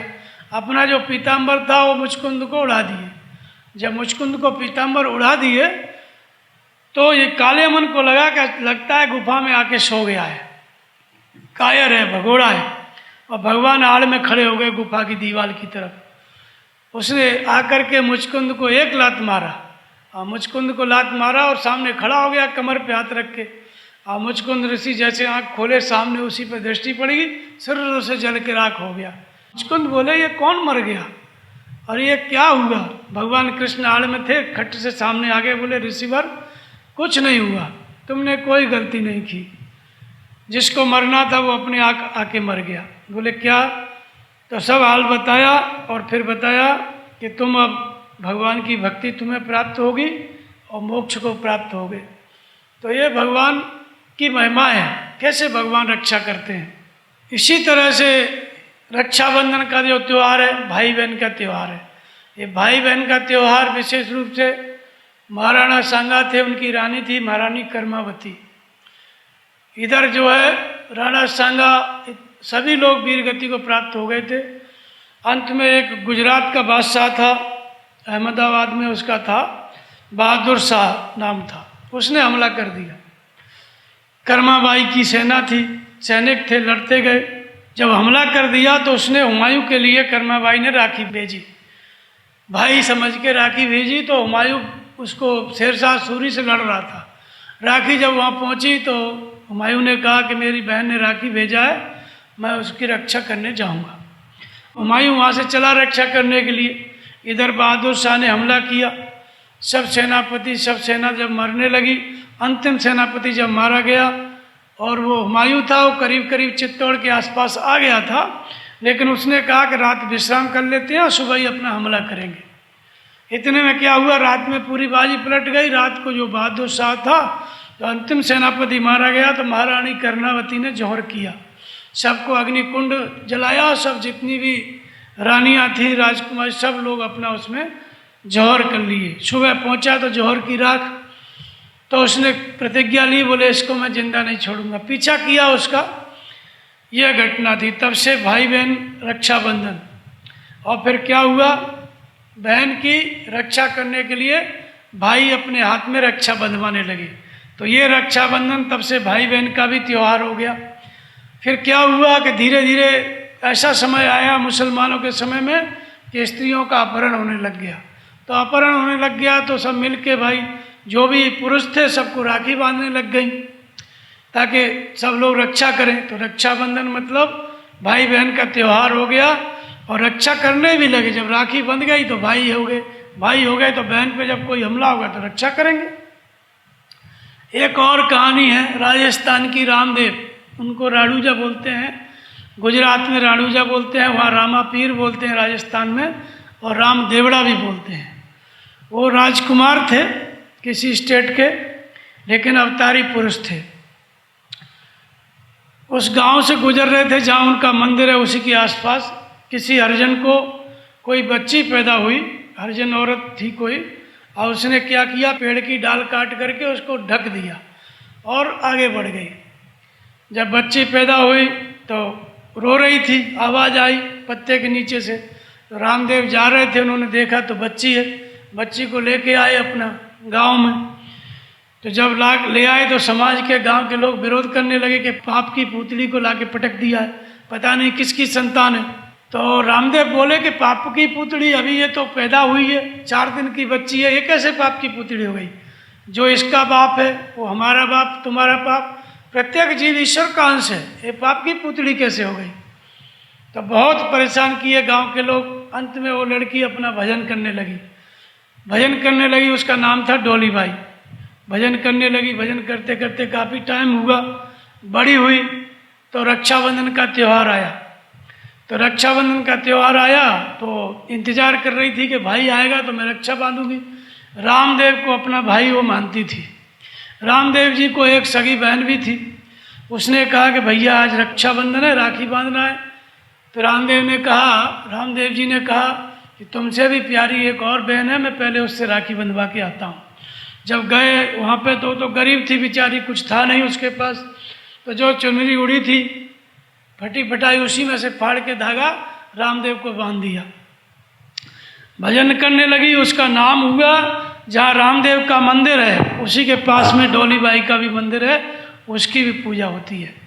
तो ये रक्षाबंधन की एक कहानी ये है। रामदेव जी की बहन थी डोली बाई, सगी बहन का नाम कोई नहीं जानता, लेकिन डोली बाई का नाम जानते हैं। वो एक हरिजन की, एक चमार की लड़की थी, वो ऐसे ही अपना पैदा हो गई और छोड़ के चली गई उसकी माँ। तो ये कहानी है। तो इस तरह से भगवान रक्षा करते हैं। फिर और भी अहिरावण था एक, अहिरावण जो था वो पाताल में रहता था। तो उसने क्या था कि उसके अंदर एक विशेषता थी, वो विभीषण का रूप धर लेता था। और यहाँ सेना में युद्ध चल रहा था, राम रावण युद्ध, भगवान राम लड़ रहे थे सभी वानरी सेना। तो विभीषण बता रहे थे कि ऐसा एक मायावी राक्षस है अहिरावण, युद्ध करने आता है तो अंधकार हो जाता है, मेरा रूप धर लेता है। ये सब बोल के हनुमान जी ने कहा कि तुम चिंता मत करो, सब लोग मेरे पूंछ के घेरे में हो जाओ। हनुमान जी ने पूंछ का घेरा बना दिया, जैसे किले का होता है 4 दीवारी, वैसे दीवारी बना दी। और वानरी सेना को कहा कि सब आ जाओ इसके अंदर। असमय श्रवण सुनाद स्कंदर पदम 18 यूथप 18 पदम सेनापति थे। इतनी बड़ी सेना हनुमान जी की पूंछ में आ गई। दरवाजे पे खुद हनुमान जी बैठ गए। अब अहिरावण आया विभीषण का रूप धर के और हालचाल पूछने लगा, हनुमान जी कैसे हो, क्या? अंदर घुस गया, वो पहचान ही नहीं पाए हनुमान जी के अहिरावण है कि विभीषण है। अंदर गया और राम और लक्ष्मण को कंधे पे बिठाया और जहाँ थे वहीं से सुरंग किया, पाताल में चला गया। पाताल में चला गया तो देवी को बोला कि आज तुमको ऐसी बलि दूंगा कि तू सोच भी नहीं सकती। देवी बहुत प्रसन्न हुई कि अच्छा है। अब इधर चारों तरफ कोलाहल होने लगा कि भगवान कहाँ गए राम लक्ष्मण। तब विभीषण आए। विभीषण ने कहा, हनुमान जी ने कहा कि आप ही तो आए थे। बोले मैं क्यों करूँगा। बोले लगता है अहिरावण आया था, वही मेरा रूप धारण कर लेता। हनुमान जी बड़ी गलती हो गई, अहिरावण लेके चला गया पाताल में। हनुमान जी ने कहा कोई बात नहीं है, सुरंग है ना। वहीं से हनुमान जी पाताल में प्रवेश किए। पाताल में प्रवेश किए वही देवी के दरवाजे पर जहाँ वो बलि देने वाला था। जब बलि देने वाला था तो देवी वहाँ पे थी। हनुमान जी ने देवी को एक लात मारा, देवी चली गई रसातल में। हनुमान जी देवी की जगह पे खड़े हो गए। अहिरावण को कुछ पता ही नहीं। राम और लक्ष्मण की बलि देना चाहता था। राम लक्ष्मण से अहिरावण ने पूछा कि भाई तुम अपना कौन तुम्हारा प्रिय है उसको याद कर लो, अब तुम्हारा अंत समय है। तो भगवान राम ने कहा भाई जो हमारा प्रिय है वो यहीं पर है, यहीं मौजूद है। अब देवी समझ के अहिरावण उसको भोग लगाने लगा, मिठाई चढ़ाने लगा, फल चढ़ाने लगा। हनुमान जी सब कुछ खाने लगे, सब कुछ खाने लगे। अंत में क्या हुआ कि जब पूरा हो गया पेट पूजा हनुमान जी कर लिए, तो जैसे ही उसने तलवार निकाली हनुमान जी अपना गदा मारे और तलवार से अहिरावण महिरावण का वध कर दिए। और वध करके अपना राम लक्ष्मण को लेकर चले तो उधर एक लड़का था, वो हनुमान जी के सामने आ गया। बोले मैं वफादार हूँ, मुझसे लड़ो। तू कौन है। हनुमान जी ने पूछा तो उसने कहा मैं मकरध्वज। कौन मकरध्वज। बोले हनुमान जी का बेटा। हनुमान जी का बेटा जब सुना तो लक्ष्मण जी हंसने लगे। हनुमान जी आप तो बाल ब्रह्मचारी थे, आपको कहाँ से बेटा आ गया। तो उसकी माँ थी, उसने बताया कि वो आपका पसीना गिरा था समुद्र में, उसी से पैदा हुआ। और ये सब कहानी सुनाई। तो उसने कहा, हनुमान जी ने उसको उसी के पूंछ में बांध दिया था। फिर वो खोले, बोले ऐसा है अब तू यहाँ का राजपाट देख, अब लड़के कुछ नहीं मिलने वाला है, तुम यहीं पे देखो। उसको वहीं छोड़ के राम लक्ष्मण को लेके आ गए। तो इस तरह से भगवान रक्षा करते हैं। ये सब कहानी रक्षाबंधन की है। परमहंस महाराज के जीवन में कैसे भगवान ने रक्षा की, कई जगह पर ऐसा हुआ, जगह जगह पर ऐसी घटनाएं घटी। हर जगह भगवान उनको प्रेरणा कर रहे थे। जहाँ भी जाते थे कुछ भी घटना घटती थी। एक समय की बात है, परमहंस महाराज के समय में धारकुंडी महाराज सच्चिदानंद जी महाराज, जो धारकुंडी महाराज थे ब्रह्मचारी जी थे, उस समय वहाँ पे आए थे और भजन करने का मन हुआ। जंगल में चले गए, मचान पे बैठ के भजन करने लगे। भगवान अशगुन देने लगे शाम से कि सोना मत, आज बिल्कुल सोना मत। बार बार पीठ में फड़के अशगुन हो। देखे भगवान कैसे रक्षा करते हैं भगत की। अशगुन हो रहा है, लेकिन उन्होंने सुबह का टाइम आया तो उन्होंने सोचा कि थोड़ा सा सीधा कर लूँ अपना पीठ, सोऊंगा नहीं। लेकिन जैसे ही पीठ सीधा किया वैसे ही सन्न से नींद आ गई। और उधर जो धारीदार शेर होता है, बाघ, गुलबाग कहते हैं, वो आके बैठ गया इस तरह से आसन मार के। अब मुआयना करने लगा कि शिकार कैसा है। झपट मारने वाला था, इतने में परमहंस महाराज सजीव रूप से गए, वो हाथ पकड़ के उठा दिए और ऐसा लगा जैसे गुरु महाराज यहीं हैं, जबकि वो परमहंस महाराज जी अपना आश्रम में थे। लेकिन भगवान की कैसे रक्षा करते हैं गुरु महाराज, भगवान सर्वत्र रहते हैं, कैसे रक्षा करते हैं भगवान ने बताया। और फिर वो अपना भजन करने लगे। टॉर्च जलाया तो शेर था, टॉर्च का प्रकाश पड़ते ही वो अपना चला गया जंगल में। तो ये है रक्षा सूत्र भगवान का जो काम करता है। तो इसी तरह से भगवान का रक्षा सूत्र काम करता है। एक कहानी है उसकी, बलि की। बलि थे जिसकी वजह से रक्षाबंधन मनाते हैं, सतयुग की कहानी है। बलि थे अपना, एक बार क्या हुआ, देव और असुर दोनों में संग्राम हुआ। संग्राम हुआ तो ये हुआ कि देवता कभी जीतते थे, कभी असुर जीतते थे, यही सब चलता रहता था। तो दोनों ने मिलकर समुद्र मंथन किया। समुद्र मंथन में ये हुआ कि भाई अमृत निकलेगा तो हम लोग बांट के पी लेंगे।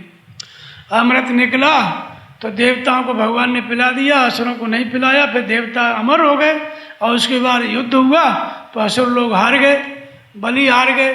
सिंहासन पे इंद्र बैठ गए। इंद्र बैठ गए तो जो बलि थे, दैत्यराज बलि, वो परेशान थे।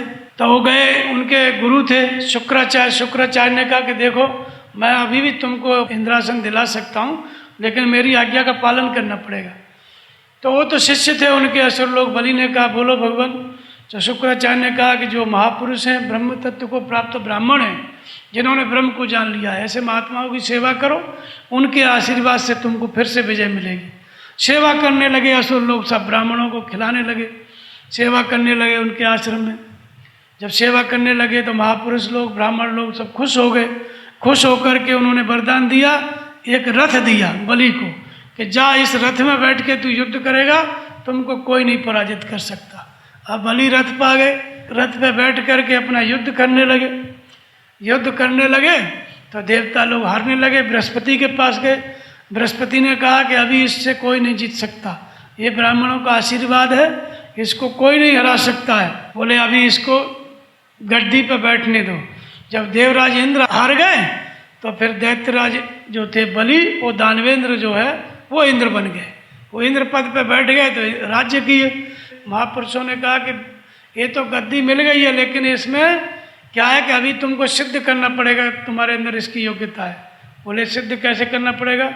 तो कहा कि यज्ञ करो, 100 यज्ञ करो, अश्वमेघ यज्ञ करो, और जब तुम्हारे यज्ञ पूरे हो जाएंगे तब जाकर के तुम इसके अधिकारी बनोगे। अब वो यज्ञ करने लगे और इधर जो है देवता मारे मारे घूम रहे थे।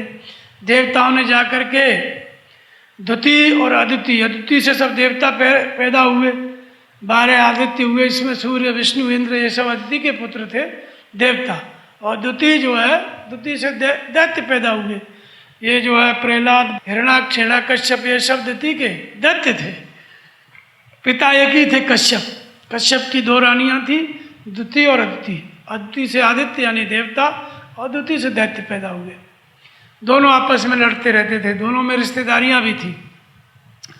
तो सब देवता बोले गुरु बृहस्पति से, बृहस्पति गए अपना वहाँ उनकी जो माता थी अदिति उसके पास, बोले ऐसा है तुम व्रत करो, पयसुनी व्रत करो, दूध के आहार पे रहो केवल, तो तुम्हारे अंदर भगवान अवतार लेंगे। वो उनकी माता जी अदिति व्रत करने लग गई। तो जब व्रत करने लगी तो भगवान ने उनके अंदर अवतार लिया, यानी भगवान अवतरित हुए 52 के रूप में। 52 के रूप में अवतरित हुए तो अपना किसी ने उनको छत्र दिया, फिर पार्वती जी ने कमंडल दिया, फिर बृहस्पति के पास गए भिक्षा लेकर के। तो बृहस्पति ने कहा कि भाई ब्राह्मण, वामन भगवान हो गए, अवतार हो गया। बोले ऐसा है, 3 लोगों का दान हमें चाहिए, तुम 3 लोग मांग के लाओ किसी से।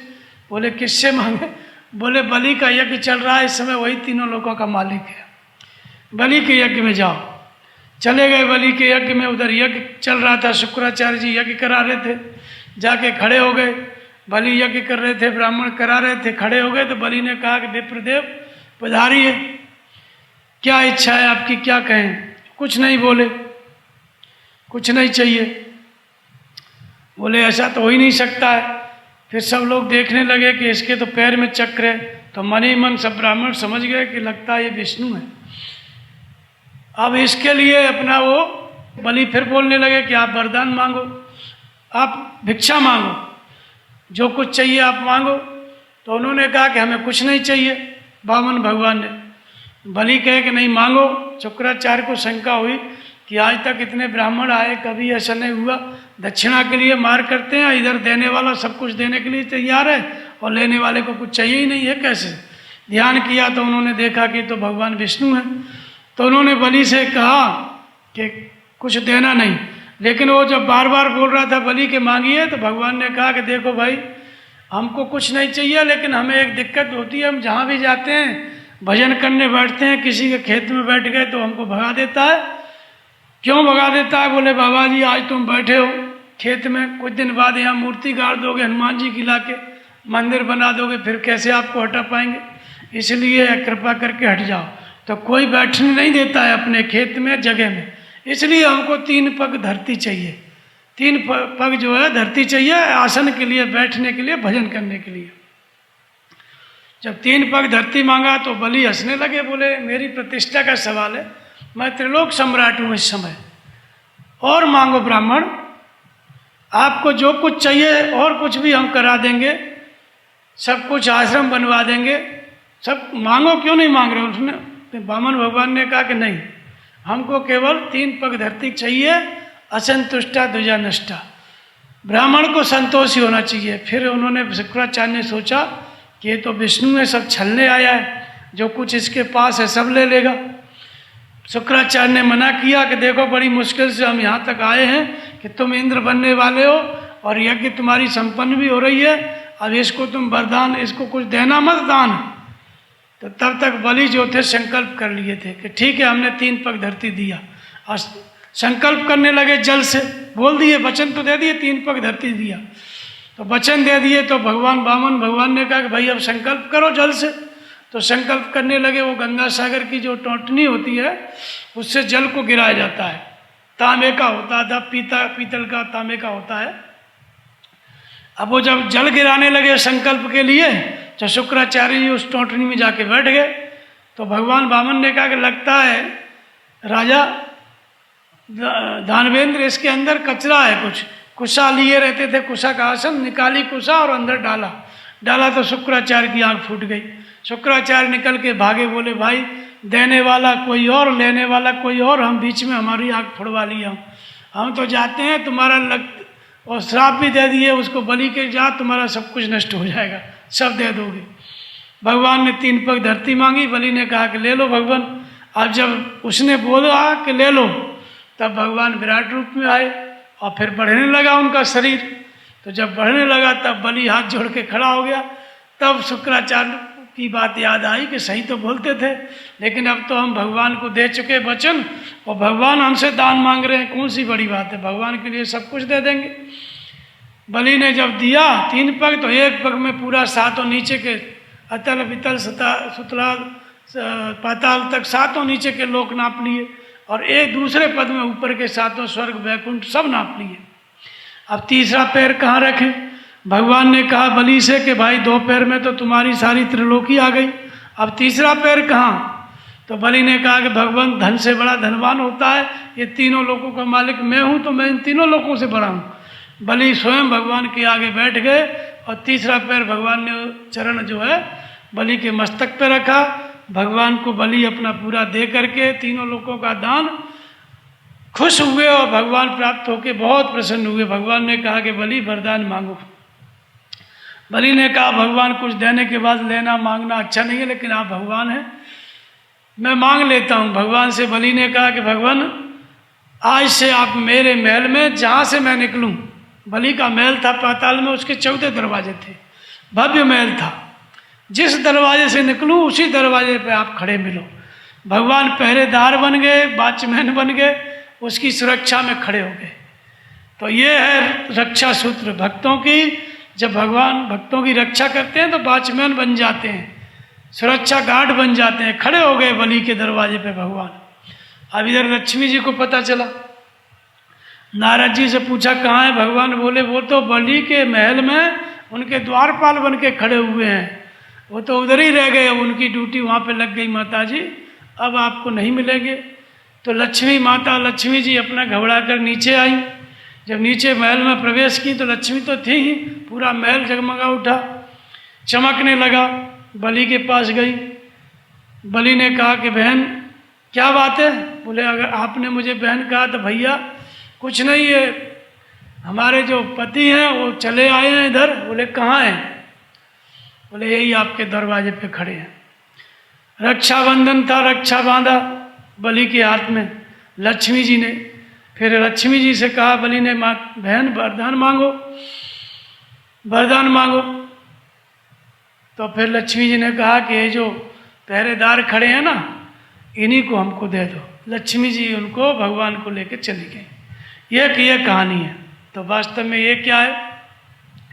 बलि माने समर्पण, मन क्रम वचन से समर्पण। समर्पण क्या है? 3 शरीर हैं। जब भगवान वामन अवतार होता है, द्वितीय और अद्वितीय। अद्वितीय माने अद्वैत, अद्वैत माने परमात्मा। अद्वैत की प्राप्ति के लिए हम जब प्रार्थना करते हैं, व्रत माने दृढ़ संकल्प होकर के, पैश्वनी व्रत माने ईश्वरीय गुणों को, दैवी संपत्ति को अर्जित करना, ये पैश्वनी व्रत है। जब ये दृढ़ संकल्प होकर हम दैवी संपत्ति को अर्जित करते हैं भगवान की प्राप्ति के लिए, तो भगवान जागृत हो जाते हैं और ब्रह्म चिंतन कराने लगते हैं। जब ब्रह्म चिंतन की जागृति हो जाती है, ब्रह्माचरण की प्रवृत्ति की जागृति हो जाती है, तो ये वामन अवतार। ब्रह्म चिंतन जब करने लगता है जीव, तो उसके अंदर से भगवान जागृत होकर के मार्गदर्शन करने लगते हैं। ये है 52 अवतार। भगवान तो पहले से ही रहते हैं, लबालब भरे हुए हैं, लेकिन जैसे ही हम प्रार्थना करते हैं अद्वैत की प्राप्ति के लिए, भगवान की प्राप्ति के लिए, भगवान स्वयं जागृत होकर के मार्गदर्शन करते हैं। इसी को कहते हैं 52 अवतार। जागृत होकर के भगवान मार्गदर्शन करने लगे, फिर क्या होता है, जीव जो बलि है वो क्या है, जो समर्पण भाव है हमारा। जीव के अंदर जो समर्पण भाव है वही बलि है। बलिदान शब्द बना है बलि से, बलिदान माने सब कुछ देना। तो देना सब कुछ, लेना कुछ नहीं, बाना झाँक झूलों का, सब कुछ देने की भगवान के प्रति जो समर्पण की भावना है, समर्पण भाव क्या है, यही बलि है। तो बलि ने क्या किया, 3 पग धरती दान दी। तो समर्पण होता है तो कहाँ से होता है, स्थूल सूक्ष्म कारण, तीनों शरीरों का समर्पण करना पड़ता है, अर्थात तीनों शरीरों पर विजय प्राप्त करनी पड़ती है। कबीर ने यह दान दिया था, जो बलि ने दिया वो कबीर ने दिया। कबीर का रक्षाबंधन, बलि का रक्षाबंधन। कबीर कहते हैं कि कबीरा कबीरा क्या करे, शोधो सकल शरीर, आशा तृष्णा बस करे, सोई दास कबीर। कबीर कबीर क्या कहते हो, कबीर कोई शरीर नहीं है। शोधो सकल शरीर, सकल माने बहुत से शरीर, स्थूल शरीर, सूक्ष्म शरीर और कारण शरीर। स्थूल शरीर जिससे आप चलते फिरते हो, और सूक्ष्म शरीर माने मन बुद्धि चित्त अहंकार, मन का संसार, और कारण शरीर माने जिसके तेज से दोनों शरीर चलते हैं। और जो शरीरों का कारण है संस्कार, वो कारण शरीर है। यानी शरीर और मन से चिंतन करके जो हम बनाते जाते हैं जन्म मृत्यु के कारण, वो क्या है, हमारे कारण शरीर है। तो शरीर से हम भजन करें, 1 पग धरती, शरीर से भजन करके, शरीर जब तक नहीं है तो बिन तन बिनु भजन वेद नहीं भरना, बिना शरीर के भजन हो भी नहीं सकता है। तो स्थूल शरीर से हमको जब मिलेगा तो साधन धाम मोक्ष कर द्वारा, बड़े भाग्य मानुष तन पावा। ये जो मनुष्य शरीर है बड़ा भाग्य से मिलता है। क्या है इसमें भाग्य, साधन धाम। साधन माने रोटी जुटाना नहीं, जिस साधन के द्वारा भगवान की प्राप्ति हो सकती है वो साधन इस शरीर में कूट कूट के भरा हुआ है, भगवान ने पहले से भर के पैदा किया है, तो साधन धाम है। तो शरीर से हम भजन करने लग गए तो ये 1 पग धरती भगवान ने नाप लिया।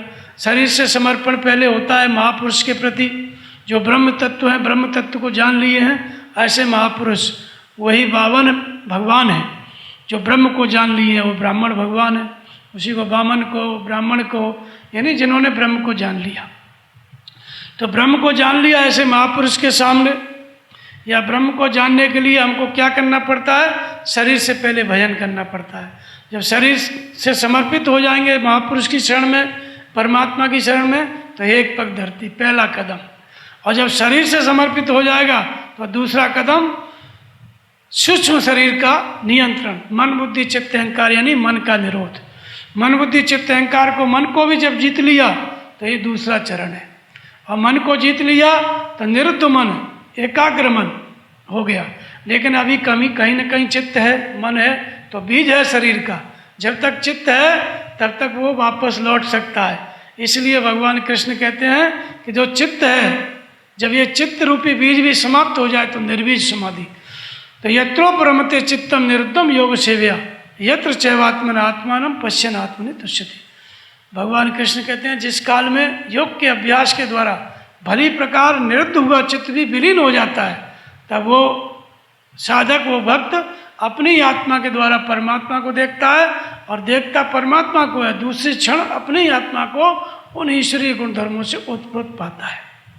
अर्थात जाना तुम्हें तुम्हें हो जाए, सोई जाने जे देव जनाई। इसका मतलब हुआ कि शरीर से हमने भजन शुरू किया, स्थूल शरीर से सेवा किए, महापुरुष की शरण में गए, फिर मन को स्थिर किया, मन बुद्धि चित्त अहंकार, ये सूक्ष्म शरीर है, इसको भी जीत लिया, इस पर भी विजय प्राप्त कर ली। जब मन अचल स्थिर ठहर गया, निरुद्ध हो गया चित्त, तो निरुद्ध हुए चित्त को भी जब विलीन कर दिया तो कारण शरीर पर भी विजय प्राप्त कर ली। क्योंकि ये चित्त जो है शरीर का कारण है, ये संस्कार है, इसमें आंशिक आकार है। जब तक चित्त निरुद्ध है, एकाग्र है, जब तक भगवान में विलीन नहीं हुआ तब तक वो अभी जीव का जीव है। तो इसलिए इस चित्त को ही परा प्रकृति कहा गया, इसी को कारण शरीर कहा गया। परा प्रकृति, अव्यक्त प्रकृति, कारण शरीर, संस्कार एक ही चीज़ है। तो जब निरुद्ध हुआ चित्त है, ये क्या है, ये कारण शरीर है। और निरुद्ध चित्त का भी जब विलीन हो गया तो कारण शरीर पर भी विजय प्राप्त हो गई। और जैसे विलय हुआ निरुद्ध चित्त भी, तो अपनी ही आत्मा के द्वारा परमात्मा को सर्वत्र देखता है। कहाँ देखता है? जहाँ तहाँ देख धरे धनवाना, स्वर्ग नरक अपवर्ग समाना। जब तीनों शरीरों पर विजय प्राप्त हो गई, तीन पग धरती का दान बलि ने दे दिया, अर्थात तीनों शरीर पर विजय प्राप्त हो गई। विजय प्राप्त हो गई तो बलि से भगवान खुश हो गए। तो बलि ने क्या मांगा? जिस दरवाजे से निकले भगवान आप वहीं दिखाई पड़े। तो जब निरुद्ध चित्त का विलय हो जाता है तो सर्वत्र परमात्मा दिखाई पड़ते हैं। तो बलि का जो भवन था, घर था, उसमें 14 दरवाजे थे। क्या है 14 द्वारा वाला भवन? ये शरीर है, 10 इंद्रियां हैं, 4 अंतःकरण। ये चारों अंतःकरण बाहर खुलते, अंदर खुलते हैं, और शरीर में जो 10 इंद्रियां हैं बाहर खुलते हैं। ये 14 दरवाजों वाला ये शरीर है। जब चित्त निरुद्ध हो गया, विलीन हो गया, बलि भगवान के प्रति पूरा समर्पित हो गए और भगवान ने उसकी रक्षा का भार ले लिया। तो बलि से भगवान ने कहा कि हम पहरा देंगे दरवाजे पे, जहाँ से निकलोगे वहीं दिखाई पड़ेंगे।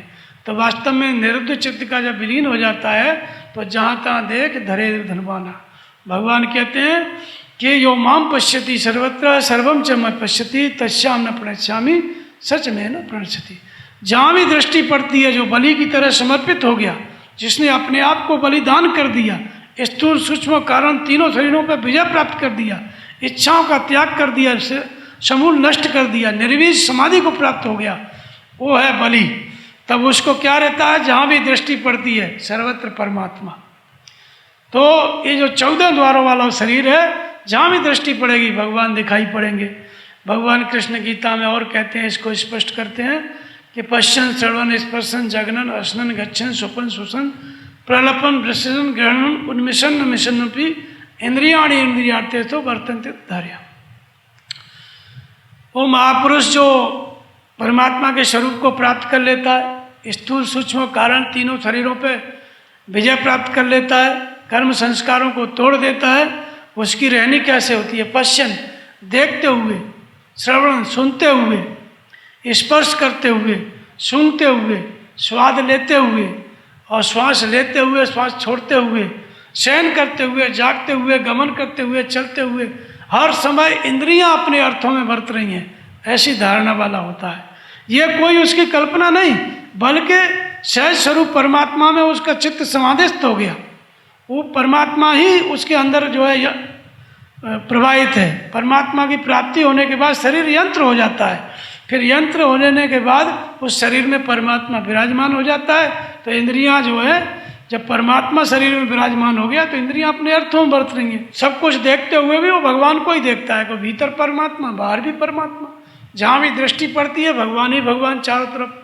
तो ये अवस्था है जो इंद्रियां अपने अर्थों में बरत रही हैं, देखते हुए सुनते हुए भी वो परमात्मा को ही देखता है, परमात्मा को ही सुनता है। वो भली प्रकार उसकी इंद्रियां और मन भली प्रकार स्थिर रहते हैं, स्थित प्रज्ञ होता है। विषयों में विचरण करते हुए भी वो परमात्मा को ही प्राप्त होता है, समाधि को ही प्राप्त होता है। यही अवस्था बलि की हो गई जब तीन पग धरती दे दी, यानी तीनों शरीरों में विजय प्राप्त कर लिया और भगवान का विराट रूप भी देख लिया उसने, विश्व व्यापक परमात्मा, कण कण में व्याप्त परमात्मा को भी देख लिया। तो ये अवस्था अब बदले में भगवान ने कहा कि हम भगवान खुद रक्षा में खड़े हो गए। तो करो सदा तिनकी रखवाली और जिम बालक राखे महतारी। भगवान रक्षा में खड़े हो जाते हैं सदा। तो ऐसे भक्त जो होते हैं भगवान को प्रिय होते हैं। अंत में फिर क्या हुआ? लक्ष्मी जी आई और लक्ष्मी जी भाई बना ली बलि को। तो इसमें मतलब क्या हुआ? बलि तो महापुरुष हो गए, स्थूल सूक्ष्म कारण तीन पग धरती माने तीनों शरीरों पर विजय प्राप्त कर लिए, समाधिस्थ हो गए, भगवान के ही स्वरूप हो गए, भक्त और भगवान एक।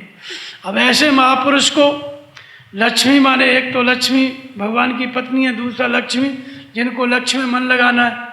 लक्ष्य में मन लगाना है यानी लक्ष्य की प्राप्ति करना है। ऐसे भक्त, ऐसे लोग जाते हैं जिनको, जो भगवान को अपना पति मानते हैं, तो महापुरुष से जुड़ते हैं तो बदले में वो कहते हैं कि हम रक्षा करेंगे। अर्थात उन महापुरुष जो बलि के स्वरूप हो गए हैं, स्थूल सूक्ष्म कारण तीनों शरीरों पर विजय प्राप्त कर लिए हैं, ऐसे महापुरुष के द्वारा रक्षा सूत्र की जागृति होती है। किसके अंदर? जिनको लक्ष्य की प्राप्ति करना है, जो लक्ष्मी है, लक्ष्य में मन लगाना है। तो इसलिए लक्ष्मी जी की रक्षा। तो ये क्या है लक्ष्मी? जब हम लक्ष्य में मन लगाते हैं नाम जप में, ध्यान में, तो हमारा जो महापुरुष के प्रति भाव है, श्रद्धा है, वो जब भाव है, श्रद्धा है, तो वो रक्षा सूत्र जागृत हो जाता है और हमारी चित्त वृत्ति की रक्षा करता है। ये चित्त वृत्ति क्या है? यही बहन है, ये बहती रहती है। तो इसकी रक्षा किस में है? जब भगवान के मार्गदर्शन में चले, भगवान का रक्षा सूत्र जागृत हो जाए, भगवान प्रेरणा करें, मार्गदर्शन करें, तभी हम अपनी चित्त वृत्ति का निरोध कर सकते हैं। जो लक्ष्य में मन लगाने वाली लक्ष्मी है, ये हमारी चित्त वृत्ति है। और इसकी सुरक्षा कब होगी? ये लक्ष्य में मन कब लगेगा हमारा? जब भगवान प्रेरक के रूप में खड़े हो जाएंगे, मन को रोकने के लिए अंग फड़कन और स्वप्न के द्वारा मार्गदर्शन देने लगेंगे, तब जाकर के मन लगेगा। तो इसीलिए रक्षाबंधन एक तो बाहर होता है और दूसरा रक्षाबंधन मतलब रक्षा सूत्र की जागृति। भगवान रक्षा सूत्र जागृत कर देते हैं तो भगवान रक्षा करने लगते हैं, योगक्षेम करने लगते हैं। जब तक हम भगवान की प्राप्ति नहीं कर लेते तब तक भगवान चारों तरफ हमारे शरीर को किस तरह रहना है, कहाँ रहना है, क्या खाना है, कब सोना है, सब कुछ अपने हाथ में ले लेते हैं और भजन की भी रक्षा करते हैं, योगक्षेम भी करते हैं। तो ये क्या है? ये असली रक्षाबंधन है। इसलिए भगवान के रक्षा सूत्र के अंतर्गत आना, भगवान के रक्षा सूत्र की जागृति, ये क्या है? रक्षाबंधन है। उपनिषदों में कहा है ये आत्मा न विशेष बुद्धि से प्राप्त होती है, न प्रवचन सत्संग से प्राप्त होती है, बल्कि ये आत्मा जिसका वरण कर लेती है उसी को प्राप्त होती है। वरण करने का मतलब चयन करना, चयन करने का मतलब जिस जीवात्मा को, जिस शरीरधारी को ये आत्मा वरण कर लेती है। वरण करने का मतलब आत्मा जागृत होकर मार्गदर्शन करने लगती है, अर्थात भगवान प्रेरणा होकर के बताने लगते हैं। गीता में कहा गया कि अध्यात्म ज्ञान नित्यत्व तत्व ज्ञानार्थ दर्शन, आत्मा के अधिपत्य में निरंतर चलना। आत्मा जागृत होकर हमको बताए ये सही है, ये गलत है, क्योंकि आत्मा त्रिकालज्ञ है लेकिन हम त्रिकालज्ञ नहीं है। तो आत्मा का वर्ण करने का मतलब है कि आत्मा की त्रिकालज्ञता, सर्वज्ञता जागृत हो जाए, सब कुछ भगवान आत्मा बताने लगे और हम उनकी बात समझने लगे। समझ लो, हमको आत्मा ने वर्ण कर लिया। जब वर्ण कर लिया तो इसी को रक्षा सूत्र कहते हैं। भगवान रक्षा, आत्मा रक्षा करने लगती है हमारी चित्तवृत्ति की। चित्तवृत्ति बहन है जो इधर उधर भटकती रहती है। जब आत्मा मार्गदर्शन करने लगती है तो चित्तवृत्ति का निरोध होने लगता है। और योग क्या है? योग चित्तवृत्ति निरोध। चित्तवृत्ति का बड़ी प्रकार निरोध हो जाता है तो इस चित्तवृत्ति रूपी जो बहन है इसकी रक्षा हो जाती है।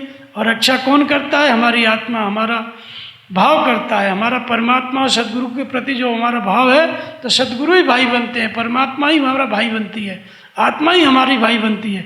वही हमारी इस चित्तवृत्ति की, भजन की रक्षा करती है जागृत होकर के। तो ये रक्षाबंधन, जब रक्षा सूत्र की जागृति हो गई, आत्मा रक्षा करने लगी चित्तवृत्ति की मार्गदर्शन करके, तो रक्षाबंधन, रक्षा सूत्र की जागृति हो गई। अब इस सुरक्षा चक्र के अंतर्गत साधक जाना तो मैं तुम्हें हो जाए। आत्मा के मार्गदर्शन में चलते चलते जब आत्मा को जान लेता है तो तत्व ज्ञानार्थ दर्शन, मार्गदर्शन करने वाले आत्मा को प्रत्यक्ष जान लिया, ये ज्ञान की पराकाष्ठा है। फिर वो जानत तो मैं तुम्हें हो जाए, उसी का स्वरूप हो जाता है आत्मस्वरूप। यहाँ जाकर के उसकी पूर्ण सुरक्षा हो जाती है। जीव जन्म और मृत्यु के चक्र से निकल जाता है। बार बार जन्म लेना, मरना, इसमें जो दुर्गति हो रही थी इससे निकल जाता है, मुक्त हो जाता है, काल से रक्षा हो जाती है। बाहर हमने शरीर से किसी को बचा भी लिया तो समय आने पे मरना ही पड़ेगा। तो शरीर की रक्षा तो हो ही नहीं सकती, कौन करेगा, कितना करेगा, उसको एक न एक दिन मरना है। तो वास्तविक रक्षा क्या है? इस जीव की रक्षा। और जीव की रक्षा क्या है? ये जो दुर्गति है जन्म मृत्यु के चक्र में, जब आत्मा जागृत होकर के मार्गदर्शन करने लगती है तो इस दुर्गति से जीव मुक्त हो जाता है और आत्मस्वरूप हो जाता है। जब आत्मस्वरूप हो गया तो चित्तवृत्ति बहन है वो सदा सदा के लिए चित्तवृत्ति का निरोध हो गया, सुरक्षा हो गई, जीव भगवान को पा लिया। तो ये रक्षाबंधन है। यहाँ पर आकर के रक्षाबंधन की पराकाष्ठा है। तो इसलिए बाहर क्या है? समाज में ये भाई बहन का त्यौहार है। समाज में पहले जब ये त्यौहार चला, ज़्यादा इसने जोर पकड़ा, तो जब मुसलमानों का आक्रमण हुआ तो अपहरण होने लगा बहनों का, बेटियों का, तब फिर रक्षा बंधवाने लग गई, ताकि जो भी जहाँ देखे कोई अपहरण कर रहा है, कुछ कर रहा है, सब मिलकर उसको पराजित करें, अपनी बहन बेटियों की रक्षा करें। तो ये रक्षाबंधन जो अंदर का था फिर बाहर भी इसका उपयोग हो गया। भाई बहन का त्यौहार, यानी बहन भाई की रक्षा करे, बस इसी के लिए ये मनाया जाता है। और दूसरा, परमात्मा ही भाई है, वो हमारी रक्षा करे। जब हमारी श्रद्धा हो जाती है तो हमारी चित्तवृत्ति की, भजन की, भगवान रक्षा करने लगते हैं। इसलिए भगवान को क्या कहा गया? त्वमेव माता च पिता त्वमेव बंधु च सखा त्वमेव। आप ही भाई हैं, आप ही सखा हैं, आप ही माता पिता हैं। तो भाई भी भगवान ही होता है, लेकिन जब हमारा भाव उस परमात्मा में दृढ़ हो जाता है तो भगवान भाई का भी काम करते हैं, माता पिता का भी काम करते हैं, हमारी चारों तरफ से रक्षा करते हैं, क्योंकि वही सब कुछ है, वही इस जीव की रक्षा करने में सक्षम है। और शरीर की रक्षा तो बाहर संसार में जीना है तो मान मर्यादा है, तो बहनों की बेटियों की रक्षा भाई का रक्षा करना कर्तव्य है। इसलिए बाहर संसार में भी रक्षा सुरक्षा बहन बेटियों की ये प्रतीक बन गया। तो रक्षा सूत्र बांधना यानी भाई के द्वारा बहनों की रक्षा ये बाहर का है, और भीतर परमात्मा के प्रति समर्पित हो गया तो जन्म मृत्यु के चक्र से जीव मुक्त हो जाता है, काल से रक्षा हो जाती है। वो रक्षाबंधन आध्यात्मिक है, काल से रक्षा भगवान करते हैं, भगवान ही भाई हैं, सदगुरु भाई हैं। भाई बरेठा दूर बसत है, बरेठा कहा गया उसको, भाई सदगुरु को भी कहा गया। वहाँ जब सदगुरु में परमात्मा में श्रद्धा हो गई तो वो भाई का काम करते हैं। बहन कौन है? हमारा चित्तवृत्ति, हमारा जो भटकता हुआ मन, इसकी रक्षा करते हैं भगवान। और इसकी रक्षा होती है तो जीव ईश्वर को प्राप्त कर लेता है, काल से परे हो जाता है, काल से रक्षा हो जाती है। तो ये जो है रक्षाबंधन है। बोलिए श्री सद्गुरुदेव भगवान की जय।